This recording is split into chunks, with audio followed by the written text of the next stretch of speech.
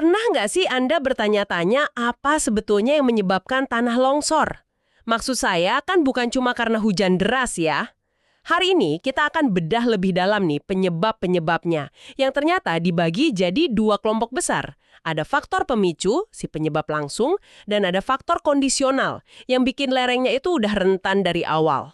Tepat sekali. Dan memahami keduanya itu kunci utamanya. Ini kayak memahami resep bencana gitu. Ada bahan-bahan yang udah ada di mangkok, itu faktor kondisionalnya. Dan ada sesuatu yang terakhir ditambahkan buat ngaduk semuanya sampai tumpah. Nah, itu faktor pemicunya. Wah, saya suka analogi itu. Jadi kita pisahin bahan dari langkah terakhirnya ya. Oke, kalau gitu kita mulai dari langkah terakhir itu. Faktor pemicu, si sentuhan akhir penyebab longsor. Pemicu yang paling umum di mana-mana, tentu saja, curah hujan tinggi. Jadi, saat air meresap, itu bukan cuma bikin tanah lebih berat. Bukan cuma itu.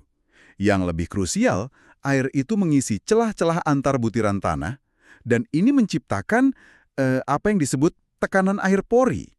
Bayangin aja, air itu kayak mendorong partikel tanahnya biar saling lepas.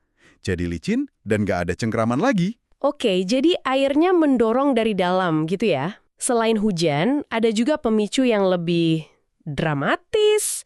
Tiba-tiba, gempa bumi. Di materi ini disebutin soal likuifaksi. Itu ngeri banget kedengerannya. Oh, itu salah satu fenomena geologi yang paling menakutkan sih, likuifaksi. Getaran gempa itu bisa bikin tanah berpasir yang jenuh air dalam sekejap kehilangan kekuatannya. Tanah yang tadinya kita injak padat bisa berperilaku kayak cairan. Tunggu, kayak lumpur isap gitu?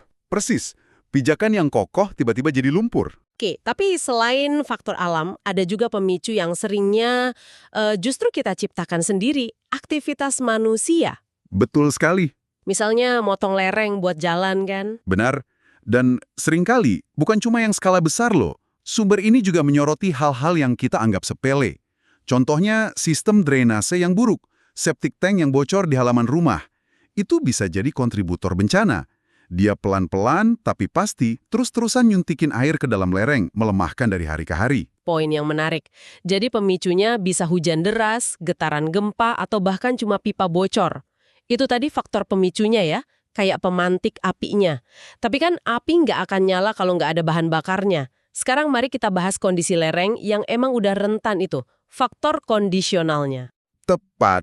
Inilah bom waktu yang tersembunyi. Yang menarik di sini tuh gimana jenis materialnya sendiri bisa jadi masalah. Contohnya tanah lempung, sifatnya unik. Kalau basah dia ngembang, kalau kering dia nyusut dan retak.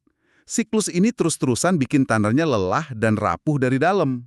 Oh, jadi dia gerak terus-menerus ya secara mikro? Betul. Atau bayangkan lapisan batuan yang miringnya searah sama kemiringan lereng. Itu persis kayak numpuk buku di atas papan miring. Tinggal nunggu senggolan dikit aja, langsung meluncur semua. Dan tentu saja faktor yang paling jelas tapi juga paling penting, topografi. Makin curam lerengnya, makin besar gaya gravitasi yang narik ke bawah. Betul. Ini fisika dasar, tapi seringkali mematikan. Apalagi kalau ditambah erosi di bagian bawah lereng, entah oleh sungai atau ombak laut. Analogi yang paling pas dari sumber kita itu, ini kayak menggergaji kaki meja pelan-pelan. Menggergaji kaki meja. Ya. Anda nggak langsung lihat efeknya, tapi penyangganya makin lemah. Cepat atau lambat, yap, apapun di atasnya pasti runtuh. Oke, jadi apa artinya semua ini buat kita di Indonesia? Kombinasi faktor apa yang paling sering kita temui di sini? Nah, ini bagian yang paling penting. Yang bikin Indonesia sangat rawan itu bukan satu faktor aja, tapi sebuah simfoni bencana yang nyaris sempurna. Pertama, geologi kita. Banyak batuan vulkanik muda yang lapuk. Ironisnya, ini yang bikin tanah kita subur, tapi sekaligus rapuh. Jadi, kesuburan kita itu juga kerapuhan kita? Bisa dibilang gitu. Kedua, iklim tropis kita ngasih pemicu yang konstan. Curah hujan sangat tinggi. Ketiga, topografi kita yang penuh gunung dan bukit curam. Dan terakhir, faktor manusia. Tekanan populasi yang mendorong pembangunan di lereng-lereng yang seharusnya nggak disentuh. Jadi kesimpulannya jelas ya, longsor itu hampir nggak pernah disebabkan satu hal saja. Selalu ada interaksi kompleks antara kondisi lereng yang memang udah rentan, yang kemudian diaktifkan sama sebuah pemicu. Tepat. Dan ini menimbulkan sebuah pertanyaan penting untuk Anda renungkan. Mengingat kita tahu interaksi antara kondisi lereng dan pemicunya ini, saat Anda lain kali melihat ada pembangunan baru di area perbukitan, coba pikirkan, apakah pembangunan itu cuma fokus pada bangunannya aja? Atau mereka benar-benar udah memperhitungkan bom waktu geologis yang mungkin tersembunyi di bawahnya?